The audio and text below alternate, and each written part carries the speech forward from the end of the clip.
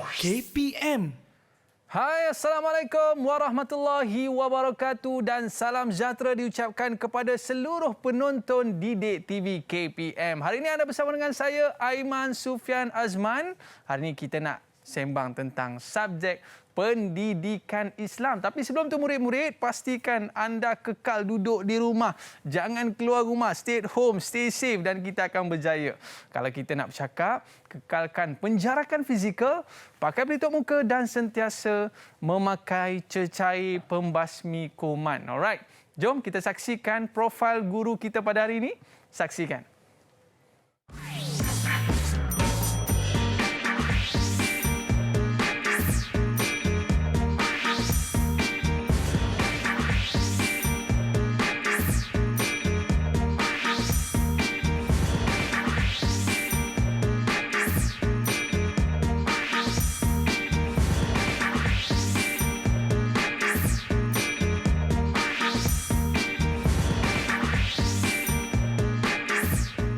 Marhaba. Alright, kita ada bersama dengan kita di studio Ustaz Amri. Apa khabar Ustaz? Khabar baik, Iman. Assalamualaikum warahmatullahi wabarakatuh. Waalaikumsalam warahmatullahi wabarakatuh. Terima kasih Ustaz. Bersua kita sekali lagi Ustaz. Ya, betul Iman. Okey, bila jumpa dengan Ustaz ni, Ustaz jenis cool tau, Ustaz Amri. Ya, betul. Saya tak boleh bayang kalau dalam kelas mesti murid-murid akan rasa seronok aja macam abah-abah aja gitu kan. Ya, begitu. Okey, baik Ustaz. Sebelum kita mula, apa kata kita buat SOP terlebih dulu boleh Ustaz? Okey, boleh insya-Allah. Persilakan Ustaz, kita kenakan cecair pembasmi kuman. Baik, sambil-sambil kita buat SOP Ustaz. Saya nak tanya satu soalan. Okey, betul. Ustaz, apa benda yang menarik kita nak bicarakan pada hari ini Ustaz? Okey, yang silakan. menarik pada hari ini kita akan membicarakan berkaitan dengan dosa-dosa besar. Hindari dosa-dosa besar. Topik pelajaran tingkatan 4, hadis yang pertama. Jadi anak-anak semua yang berada di studio, di Google Meet dan juga berada di seluruh negara, perhatikan betul-betul topik ini. Dia akan masuk dalam dua kertas 1 dan kertas 2. Ya, sebelum tu saya nak betulkan yang dulu kita ada wajaran. Dulu saya sebut 30-70, sebenarnya bukan. Wajaran kita 20 dan 80. 20 kertas 2 dan 80 kertas 1. Ya, Ustaz, saya jadi menggigil sekejap Ustaz. Ya, betul. Sebab saya dengar tentang dosa-dosa besar ni Ustaz, rasa macam panas pun ada. Dan selepas ini Ustaz akan cerita tentang dosa-dosa besar. Tapi sebelum tu, jom kita saksikan apa pandangan calon-calon tentang topik kita pada hari ini. Jom kita saksikan. Didik TV KPM. Assalamualaikum warahmatullahi wabarakatuh. Saya Amir Izzat bin Harith adalah murid dari Sekolah Menengah Kebangsaan Bandar Rincin. Dengan mempelajari mata pelajaran pendidikan Islam, saya dapat menguasai pelbagai kemahiran merangkumi aspek keimanan, kemanusiaan, kemasyarakatan dan kenegaraan. Ilmu yang diperoleh ini akan dapat membentuk diri saya menjadi seorang murid yang berilmu, beriman dan bertakwa serta berjaya dengan cemerlang di dunia dan akhirat. Assalamualaikum warahmatullahi wabarakatuh. Saya Muhammad Akmal bin Nur Azami. Saya adalah salah seorang pelajar daripada Sekolah Menengah Kebangsaan Bandar Rincin. Di antara semua bidang yang ada dalam mata pelajaran pendidikan Islam, saya lebih tertarik kepada bidang akhlak Islamiah. Harapan dan doa saya adalah saya berharap agar semua calon SPM tahun 2021 mendapatkan keputusan yang cemerlang dalam setiap mata pelajaran yang mereka ambil. Assalamualaikum dan selamat sejahtera. Saya Nur Anisha Zani binti Muhammad Isa dari SMK Bandar Rincin. Minat saya dalam subjek pendidikan Islam adalah dari segi bidang akidah, kerana sikap dan pelakon kita melambangkan setiap pelakon umat Islam. Saya turut berharap meskipun kita semua berada di dalam norma baharu, namun ianya tidak mematahkan semangat kita untuk terus belajar dan terus cemerlang di dalam SPM. Saya turut mendoakan diri, rakan-rakan dan seluruh calon SPM 2021 untuk mendapat keputusan yang cemerlang. Warahmatullahi wabarakatuh. Saya Nurlisa binti Mansur dari SMK Bandar Rincin. Minat saya terhadap pendidikan Islam adalah dari segi bidang fiqh kerana saya dapat mengetahui lebih mendalam terhadap perkara-perkara yang tertentu. Didik TV KPM. Alright, kita dalam subjek pendidikan Islam. Hindari dosa-dosa besar. Saya nak tanya dengan Ustaz lah kan. Apa di antara dosa-dosa besar yang sehari-hari ni kadang-kadang kita tak perasan pun kita melakukan dosa besar tersebut, Ustaz? Okey, Man. Soalan yang sangat baik. Kita nampak mudah, nampak senang. Tapi yang dosa besar yang kita rasa macam ringan, tapi sebenarnya dosa besar yang nampak ringan itu ialah meninggalkan solat yang fardu tu, Man. Ya, apa masalah sekalipun, apa kerja sekalipun, apa kita punya kerja, perbuatan kita kena utamakan solat dulu. Kerana solat itu adalah tiang agama, as-salatu imaduddin. Itulah, Man, dosa besar. Tapi Ustaz, kadang-kadang yalah kita duk kalut-kalut kerja, buat itu, buat ini Ustaz, sampai tertinggal solat kita, Ustaz. Tapi itu merupakan salah satu pada dosa-dosa besar. Dan selepas ini, Ustaz akan cerita pula apa balasan untuk dosa-dosa besar ni. Para pelajar, murid-murid, jangan ke mana-mana. Selepas ini kita akan kembali lagi dalam Road to Success SPM 2021. Jangan ke mana-mana. Didik TV KPM. Didik TV KPM. Bila Izrail datang memanggil, jasad terbujur di pembaringan. Seluruh tubuh akan menggigil, sekujur badan dan kedinginan. Okey Ustaz. Bila dengar saja lagu ni Ustaz rasa meremah mula roma ni kan. Kita tak tahu pengakhiran kita nanti macam mana. Kalaulah pengakhiran kita husnul khatimah, alangkah seronoknya kita Ustaz. Ya, betul. Tapi yang kita takut sekarang ni Ustaz, kalaulah kematian kita ini adalah su'ul khatimah. Jadi oleh sebab itu hari ini kita nak belajar dalam topik kita pada hari ini, hindari dosa-dosa besar. Baik, jadi kita nak berkenalan dengan murid-murid kita terlebih dahulu.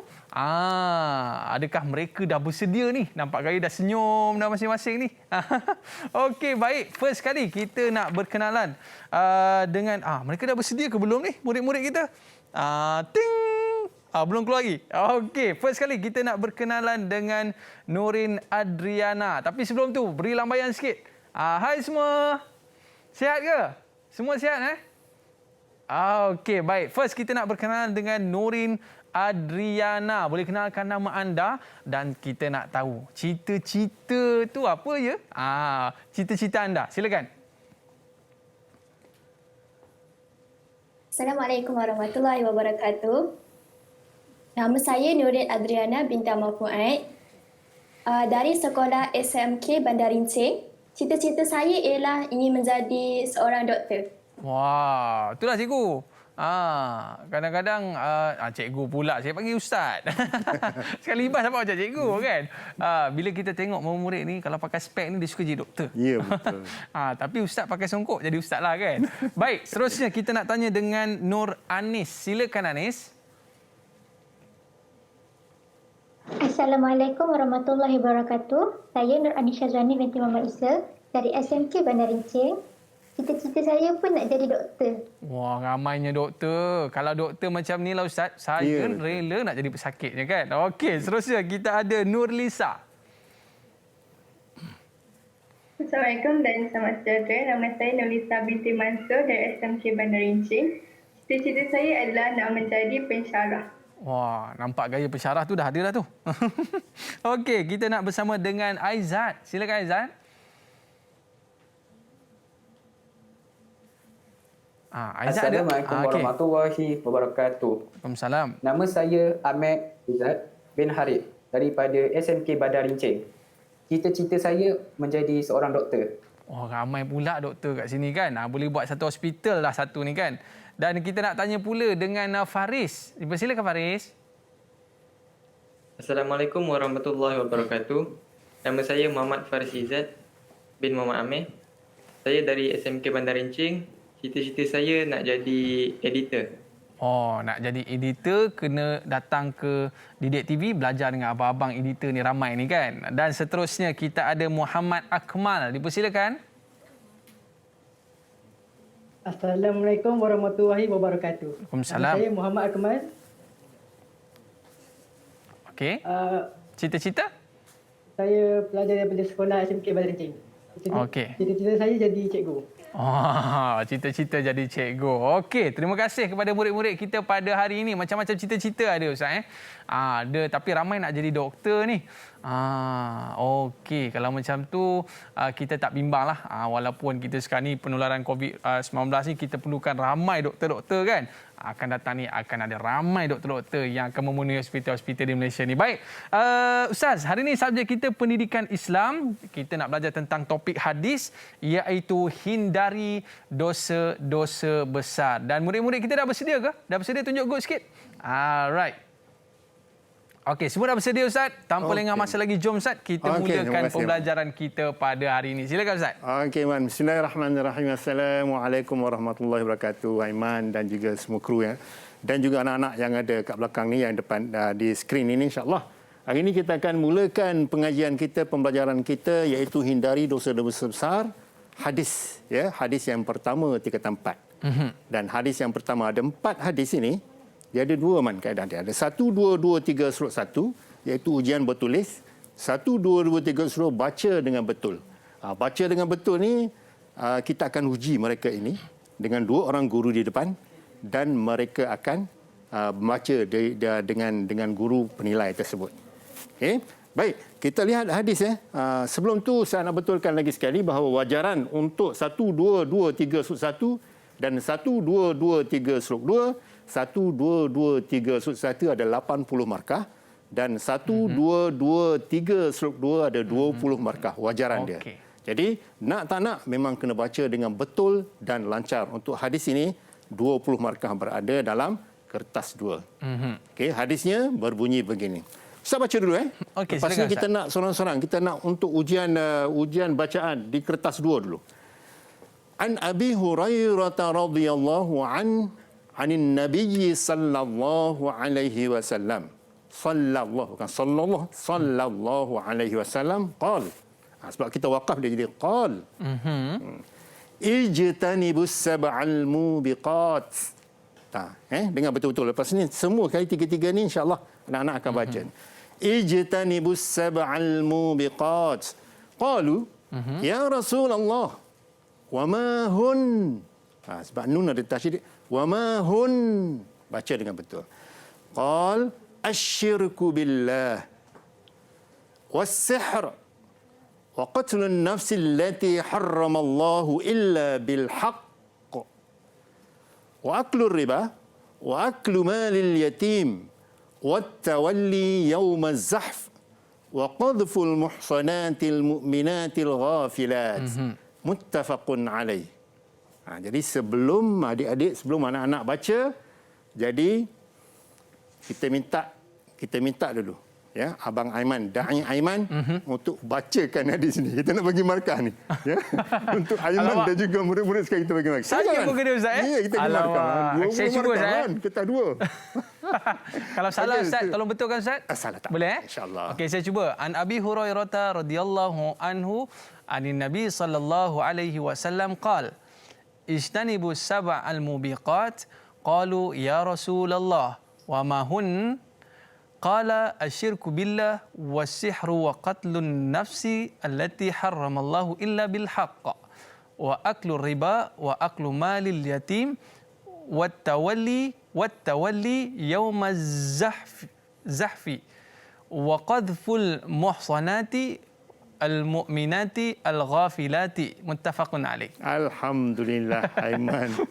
Boleh ke Ustaz tu? A+. Alhamdulillah. Tapi dia tak ada A+. Dia ada 20 markah. 20 markah untuk kata 2 dan dia akan ada kira kali bagi semula. Jadi kita dah minta lah daripada sahabat-sahabat kita, daripada anak-anak kita lah. Kita panggil anak-anak kita ni. Kita lihat anak-anak kita bacaan yang pertama.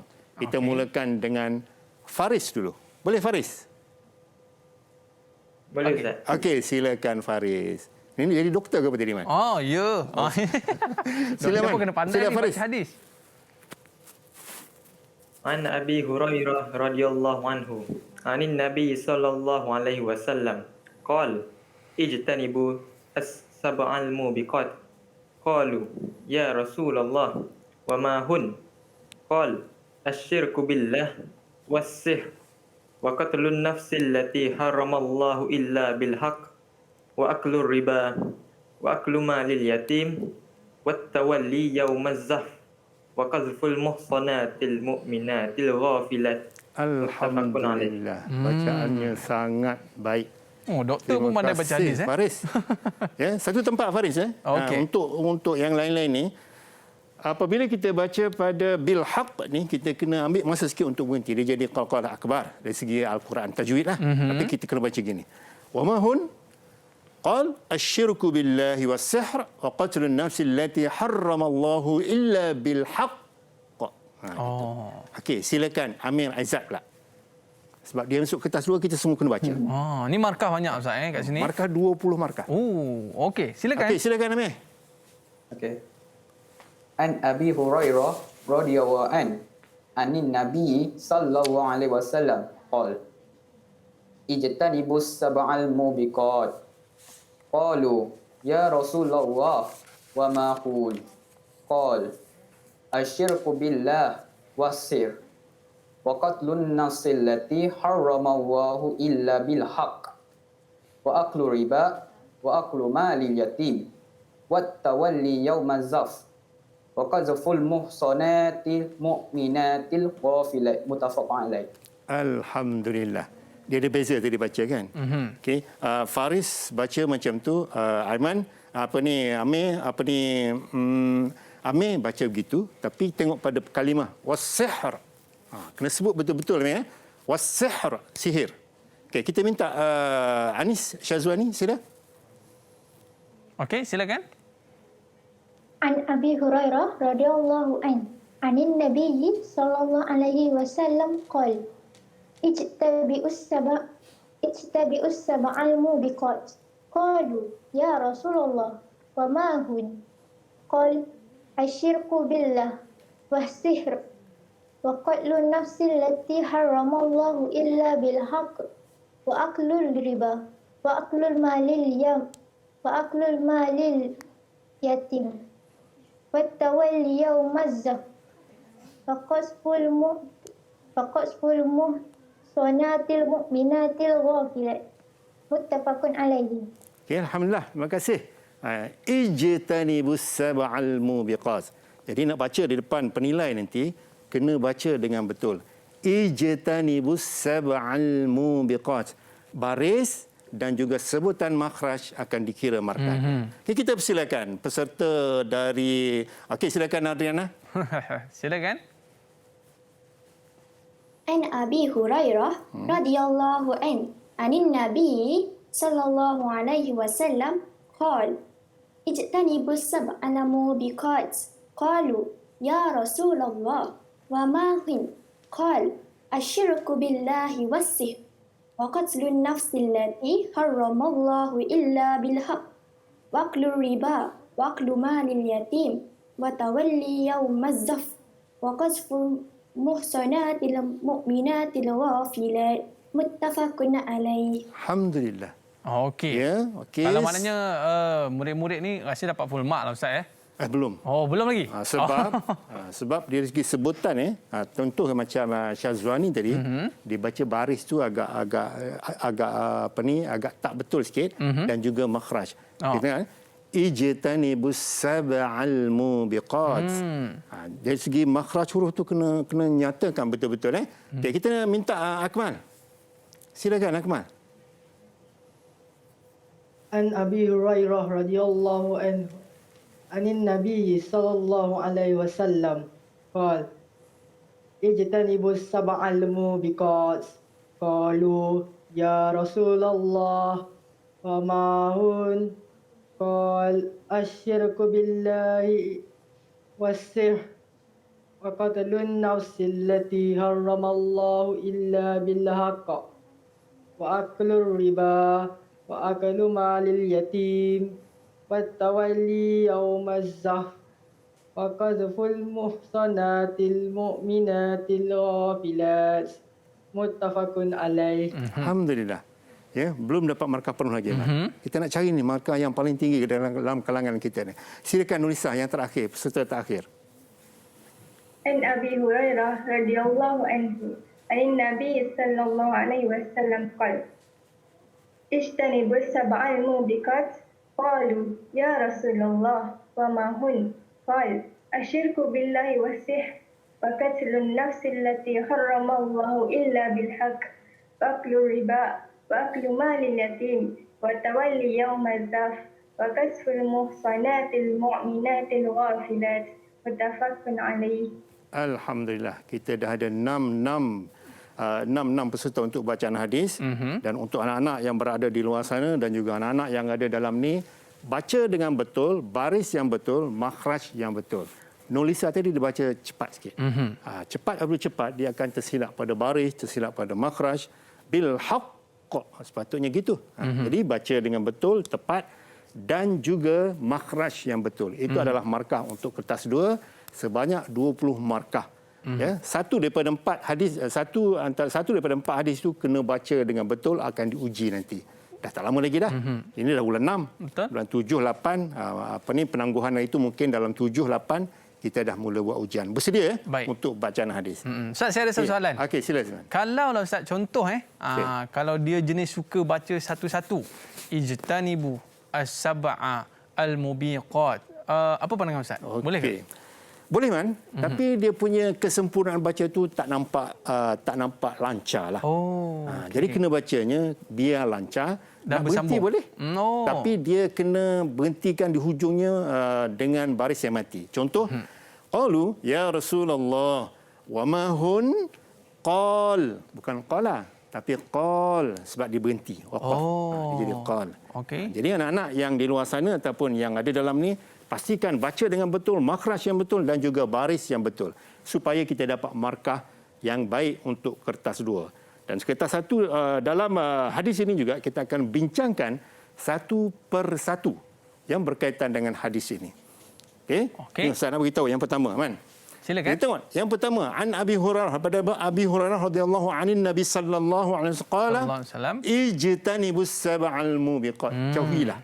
Hindarilah daripada 7 perkara-perkara yang buruk ataupun 7 perkara yang maksiat ini, 7 dosa besar ini.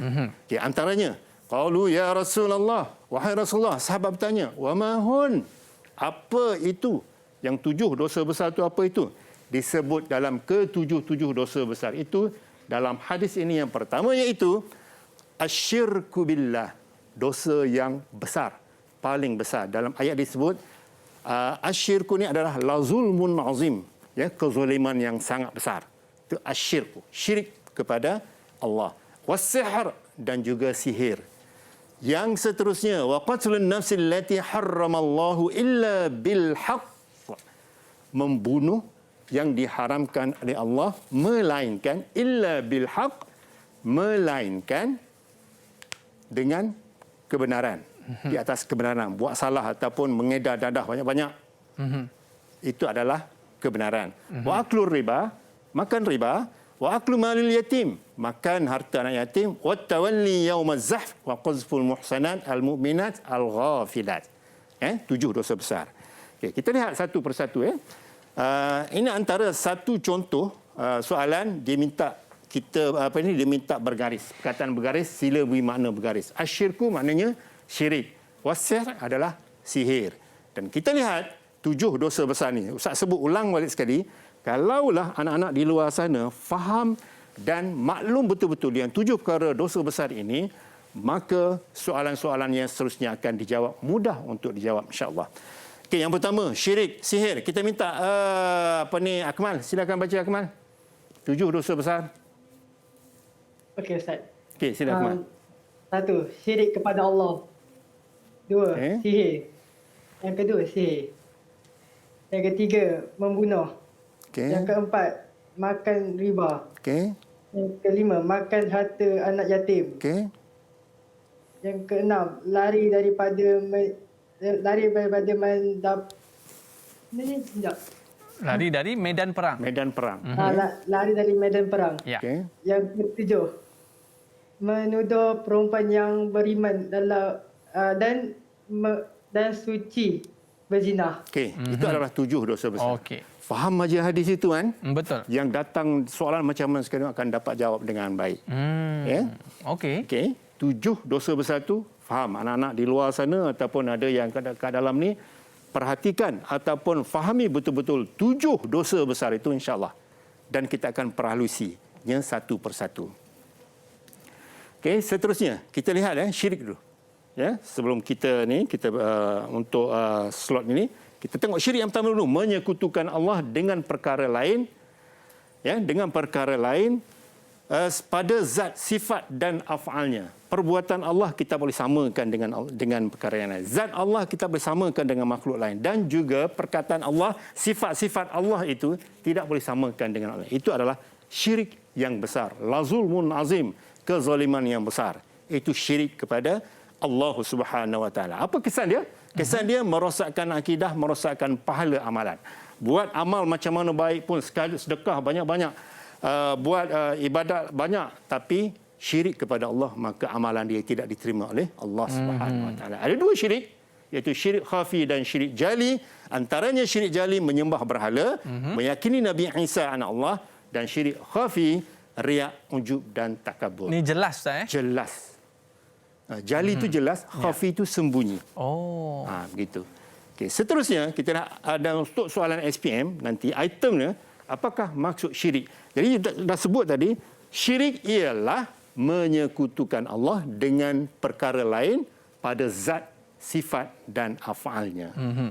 Okey, seterusnya kita lihat selepas syirik, nombor 2 sihir, was-sihr tadi. Maksud sihir, silakan Adriana bacakan. Perbuatan yang membedaratkan orang lain dengan bantuan jin. Okey, untuk menjawab soalan gini Adriana, mesti lengkap. Perbuatan yang memudaratkan, ada perkataan bantuan jin itu kan. Okey, itu poin utama dia. Poin utama dia, mudarat orang lain dan bantuan jin. Barulah dapat markah penuh 2/2. Okey. Dan kesan dia mengakibatkan sakit tubuh badan. Kena sihir ni, Allahu Akbar. Ada yang pernah kena sihir, memang dia akan rasakan benda itu. Mencetuskan pergaduhan.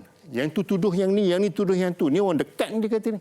Orang dekat ni. Yang dekat tu akan jadi punca pada pergaduhan. Contohnya, santau, pukau, minyak pengasih, pelaris. Yang meniaga tu banyak berlaku dalam kalangan masyarakat kita. Maknanya Ustaz, kita mengambil satu pertolongan selain daripada Allah SWT. Ya, betul. Maknanya kita minta bantuan jin pula. Jin, ya. Maknanya kita memudaratkan orang tu dah salah dah. Dah salah dah. Minta pula bantuan jin kan. Okey, baik Ustaz, seterusnya. Okey, seterusnya kita lihat amalan agar dijauhi sihir. Kita minta Faris bacakan. Silakan Faris. Amalan. Okey. Boleh, Faris? Nampak tak, Faris? Okey. Amalan agar dijauhi sihir. Sila. Okey, silakan. Amalan agar dijauhi sihir. Antara amalan boleh menghindarkan diri daripada sihir termasuklah membaca surah Al-Fatihah, membaca ayatul kursi, membaca surah Al-Ikhlas, membaca Al-Mu'awwizataini. Al-Mu'awwizatain. Okey. Surah Al-Falaq dan surah An-Nas. Okey. Membaca Bismillahillazi la yadurru ma'asmihi syai'un fil ardi wala fis sama'i wa huwas samiul alim. Alhamdulillah. Okey Ustaz, ini di antara amalan untuk kita menjauhi sihir Ustaz. Betul. Okey, baik. Kita berehat seketika boleh Ustaz? Okey. Murid-murid jangan ke mana-mana, kembali selepas ini Road to Success SPM 2021. Kembali selepas ini. Didik TV KPM. Tahukah anda? Badan manusia mengandungi 55 hingga 60% air. Namun, ini bergantung pada di mana anda berada, sama ada di tempat yang mengalami cuaca panas atau sejuk. Faktor usia, jantina, dan berat badan juga memainkan peranan yang penting bagi menentukan kandungan air dalam badan. Sebagai contoh, Purata kandungan air bagi seorang lelaki dewasa adalah 59%, manakala wanita dewasa pula sebanyak 56%. Air sangat membantu dalam melaraskan suhu badan, membawa nutrien dan oksigen ke sel-sel badan bagi mengimbangi elektrolit tubuh supaya organ dalaman kita mampu berfungsi dengan baik. Air juga membantu mengeluarkan bahan yang tidak diperlukan daripada tubuh kita. Setiap hari, badan kita akan mengeluarkan 2 hingga 3 liter air melalui peluh, pernafasan dan perkumuhan. Ini adalah bersamaan dengan 3 botol air mineral besar. Pernah tak tertanya-tanya apa yang akan terjadi sekiranya kita tidak minum air secukupnya? Apabila badan kita kehilangan lebih banyak air dari yang diperlukan, dehidrasi akan berlaku. Reseptor deria di bahagian otak yang disebut sebagai hipotalamus akan melepaskan hormon antidiuretik. Hormon ini bagaikan pasukan tentera yang akan pergi ke setiap organ dalam tubuh kita untuk menghentikan pengeluaran air dari tubuh badan kita. Apabila hormon antidiuretik sampai ke ginjal, ia menghasilkan aquaporin yang mengakibatkan air kencing, pekat dan gelap. Warna air kencing yang menunjukkan paras hidrasi manusia adalah warna kuning gelap dan ia juga menandakan seseorang itu memerlukan lebih banyak air dalam badan. Apabila badan kekurangan air, ia boleh mengakibatkan badan kita berasa penat atau lesu. Organ dalam tubuh kita juga tidak dapat berfungsi dengan baik. Otak yang mengalami kekurangan air juga akan bekerja lebih keras dan boleh menyusut secara sementara. Maka adalah penting untuk kita minum air secukupnya untuk mengimbangi kehilangan cecair dalam badan untuk kekal sihat. Sekarang anda tahu. Pernah tak terfikir bagaimana ringgit Malaysia menjadi mata wang yang digunakan sekarang? Berikut adalah beberapa fakta pantas mengenai ringgit Malaysia. Sejak Ogos 1975, mata wang Malaysia mula mengguna pakai nama ringgit secara rasmi. Walau bagaimanapun, ia masih disebut sebagai dolar dalam bahasa Inggeris. Malah, simbol dolar terus digunakan pada wang kertas kita. Pada tahun 1993, simbol ringgit Malaysia iaitu RM mula dicetak pada duit kertas dan menjadi simbol rasmi mata wang negara.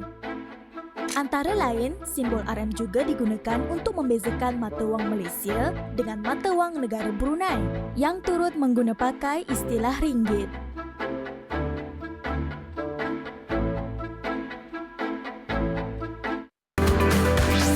Didik TV KPM. Bismillahilladzi la yadurru ma'a ismihi syai'un fil ardi wala fis sama' wa huwas sami'un alim.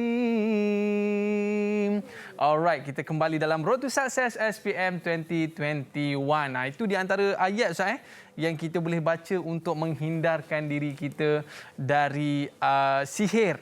Dan mungkin Ustaz boleh cerita lagi Ustaz, apa di antara perkara yang boleh kita buat lagi Ustaz untuk hindari sihir? Ada lagi tak Ustaz? Okey, ya betul ya Aiman. Syahdu Aiman. Allahu Akbar. Bismillahilladzi la yadurru ma'asmi syai'un fis sama'i wa huwas sami'ul alim wala fis sama'i wa huwas sami'ul alim. Selain daripada ini kita ada lagi doa supaya kita dihindari daripada jin dan juga syaitan. Antaranya a'udzu bikalimatillahi tammah min kulli aduwwin wa hammah wa min kulli syaitanin lammah. A'udzu billahil wahidil majid min kulli aduwwin wa hasid wa min kulli syaitanin marid. Jadi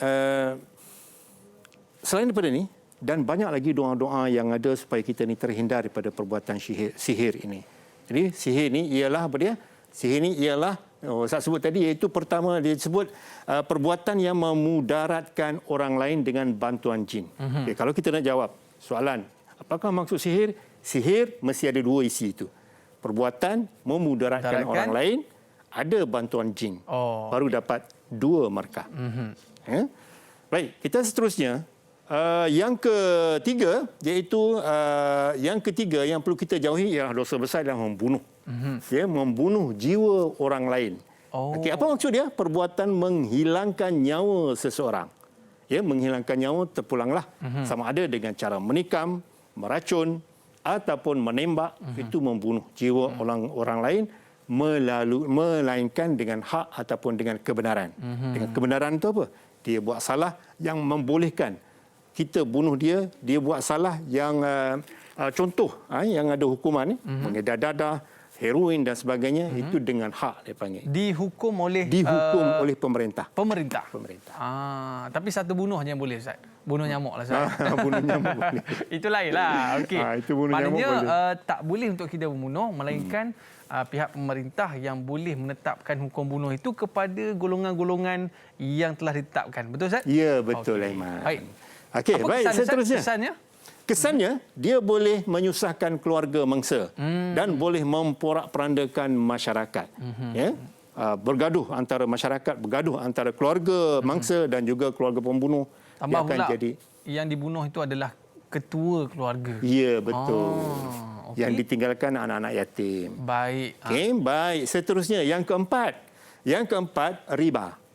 Riba ni banyak berlaku dalam masyarakat. Okey, kita minta murid. Okey, siapa nak baca? Sila. Okey. Macam Adriana senyum je tu. Kita nak minta. Sila Adriana, sila. Okey, boleh cuba? Okey, boleh cuba Adriana. Onkan mikrofon anda. Okey, riba. Okey, dah onkan mikrofon ke? Okey, boleh. Maksud riba ialah pertambahan berian dalam urusan pertukaran barang dan hutang piutang. Okey, baik. Jawapan tepat gitu, Man. Maksudnya macam mana tu, Ustaz? Okey, bertambah barang. Kita pinjam. Saya pinjam duit Ustaz. Pinjam duit saya. RM10. RM10. Saya tetapkan bayaran kena RM15. Itu riba. Tak boleh macam tu, Ustaz. Pinjam di mana-mana institusi kewangan, pinjam RM500,000. Dia tetapkan bayar RM550,000 riba. Dah tetap penetapan itu. Melainkan penangguhan bayaran itu lain. Dia ada kaedah-kaedah dia lah. Antara contohnya, hutang yang menetapkan faedah bayaran dengan peratusan tertentu. Kita pinjam RM100,000, 20% kita kena bayar lebih. Itu riba. Melainkan kita angkat. Dia dah bagi pinjaman kita RM120,000 dan kita angkat, kita setuju bayar untuk RM180,000, itu dia punya kaedah berbeza. Itu bayaran penangguhan bayaran. Bayaran bertangguh dia panggil. Kesannya mengakibatkan penindasan. Pinjam banyak pun bayar banyak. Tindas kita. Yang kaya makin kaya. Yang kaya makin kaya, yang miskin makin miskin. Itu sebabnya kita hindari perbuatan makan riba ini, melumpuhkan ekonomi negara. Tadi kita mungkin ada dalam kalangan kita ni yang bertugas sebagai kaki tangan kerajaan ataupun yang bertugas sebagai pemimpin.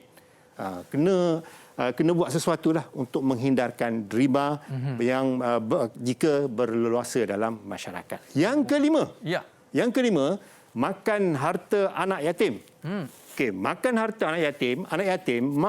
Ayah meninggal. Siapa anak yatim? Anak yatim ni ialah kanak-kanak yang belum sampai umur.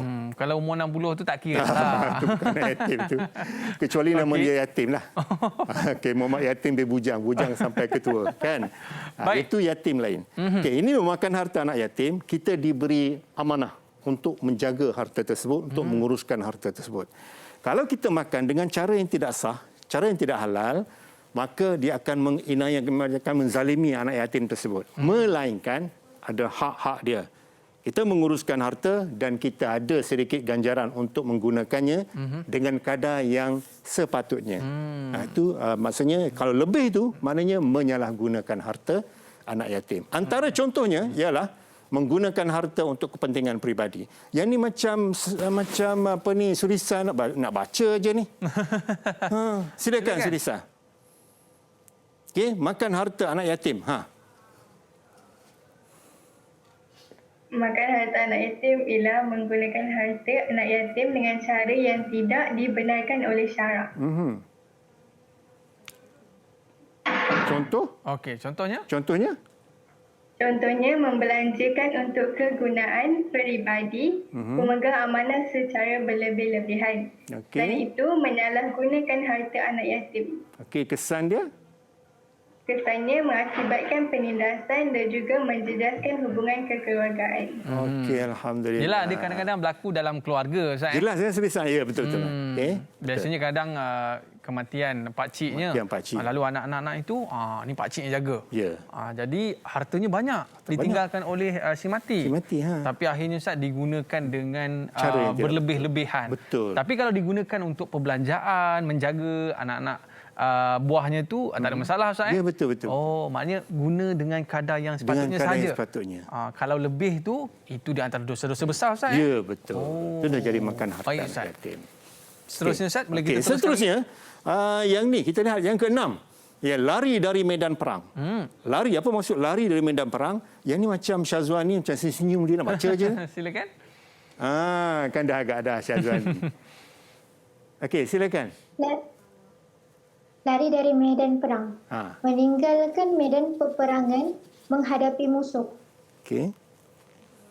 Okey. Boleh Okey. baca apa contohnya? Ya, contoh. Contoh dia melarikan diri ketika bertempur dan enggan apabila diarahkan. Kesan dia?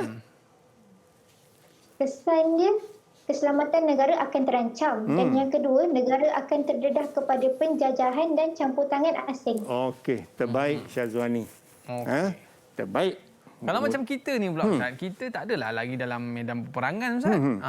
Mungkin kita boleh melihatkan dalam kita sendiri mempertahankan negara ni, kita kena sama-sama. Ya, betul. Jangan biarkan orang lain je, tentera je, polis je yang mempertahankan negara. Kita pun kena pertahankan negara. Betul, Ustaz? Betul. Okey, baik. Yang ni khusus. Apabila kita masuk yang kenaan khusus yang di Palestin lah. Apabila dah bertempur tu, lari pada medan perang, dia akan jadi dosa besar. Macam Dan tu, juga Ustaz? enggan, tak nak. Kerajaan arahkan, kita akan pergi berjuang. Fi sabilillah. Enggan. Maka itu dianggap sebagai dosa besar. Tapi kita mungkin di negara kita ni, mudah-mudahan kita doakan agar tidak berlaku. Mudah-mudahan. InsyaAllah. Okey, Ustaz. Seterusnya, Okey, seterusnya yang terakhir, yang ketujuh. Yang ketujuh ialah menuduh, qazaf. Menuduh perempuan baik berzina, wanita baik berzina. Yang ni agak-agaknya siapa, Man? Man, cuba pilih, Man. Siapa agak-agak? Saya nak cuba dengar sebab dia jejaka tampan. Okey. Saya minta tolong Akmal lah. Akmal. Silakan Akmal. Okey. Menuduh perempuan yang beriman dan suci berzina. Maksud, menuduh wanita Islam yang baik melakukan perzinaan tanpa membawa saksi. Okey. Contoh, kamu telah berzina. Wahai berzina. Itu contoh. Okey. Kesan dia? Menyatakan maruah, mencetuskan perbalahan. Okey, terima kasih. Maknanya tak boleh main cakap macam tu, tak boleh, Ustaz? Tak boleh. Bahaya tu. Okey, bahaya. Memang bahaya. Kita panggil az-zani. Disebutkan az-zani itu az-zaniyah.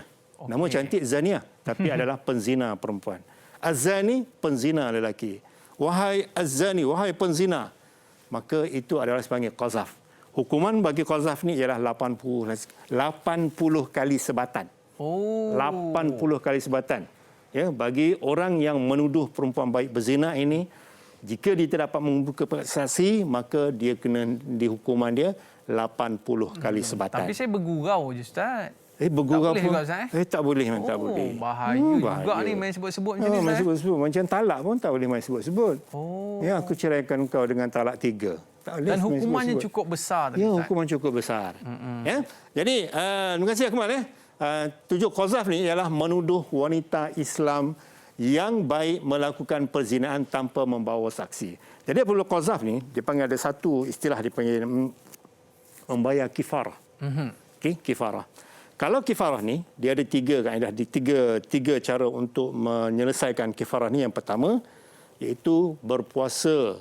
Ya, berpuasa 2 bulan. Berpuasa 2 bulan berturut-turut. Betulkan saya jika di Islam. Berpuasa berturut-turut selama 2 bulan, 60 hari. Jika tak mampu, dia hendaklah, yang pertama tadi, hendaklah membebaskan hamba dulu. Betul, yang pertama. Yang kedua, jika tak mampu, berpuasa 2 bulan berturut-turut. Dan yang ketiga, jika tak mampu, dia hendaklah memberi makan 60 orang miskin secupak beras. Jadi itu untuk menyelesaikan kifarah bagi qazaf dan juga perkara-perkara yang berkaitan dengan kifarah itu. Ya. Baik. Anak-anak sekalian, ini adalah qazaf.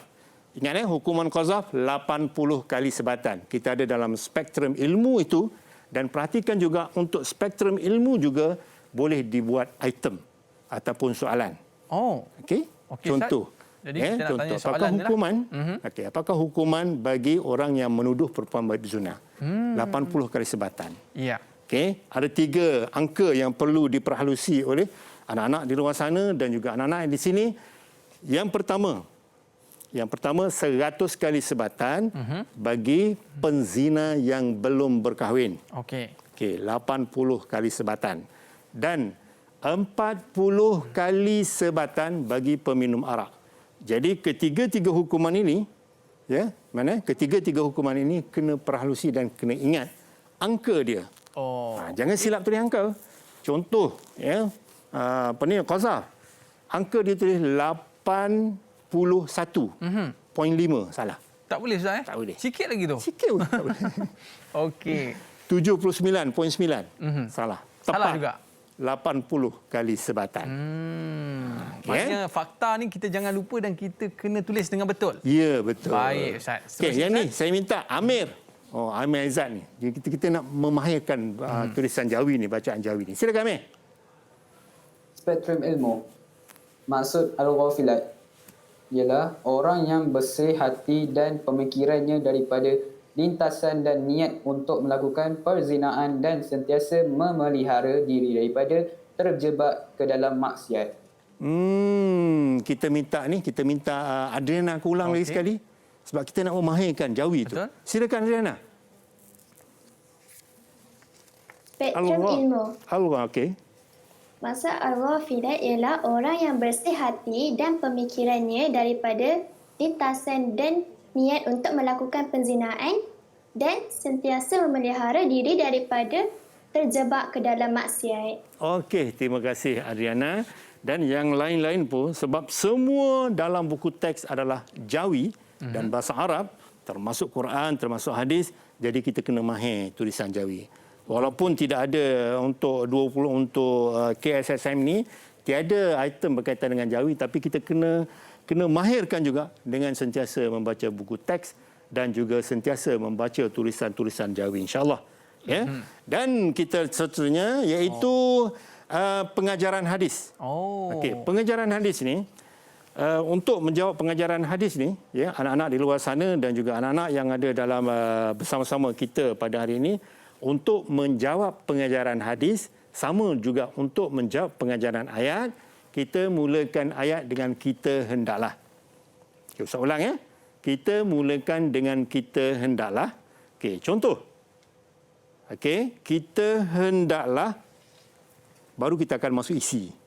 Okey, kita hendaklah, tengok, sentiasa memelihara diri daripada perbuatan syirik kerana syirik boleh merosakkan. Saya ulang lagi sekali, iaitu apabila kita nak menggunakan ataupun menjawab soalan pengajaran ayat dan juga pengajaran hadis, mulakan dengan kita hendaklah. Kita hendaklah dan baru masuk isi. Sentiasa memelihara diri daripada perbuatan syirik, baru masuk suka. Suka ni supaya untuk kerana agar. Salah satulah. Salah satu. Okey. Saya ulang suka, supaya, untuk, kerana, agar. Kemudian barulah kita ada huraian ringkas selepasnya. Okey. Untuk menjawab soalan SPM sebenar nanti, begitulah cara menjawab pengajaran ayat. Kita lihat, kita hendaklah sentiasa memelihara diri daripada perbuatan syirik kerana syirik boleh merosakkan akidah. Okey, Sulisa, silakan pengajaran ayat yang kedua.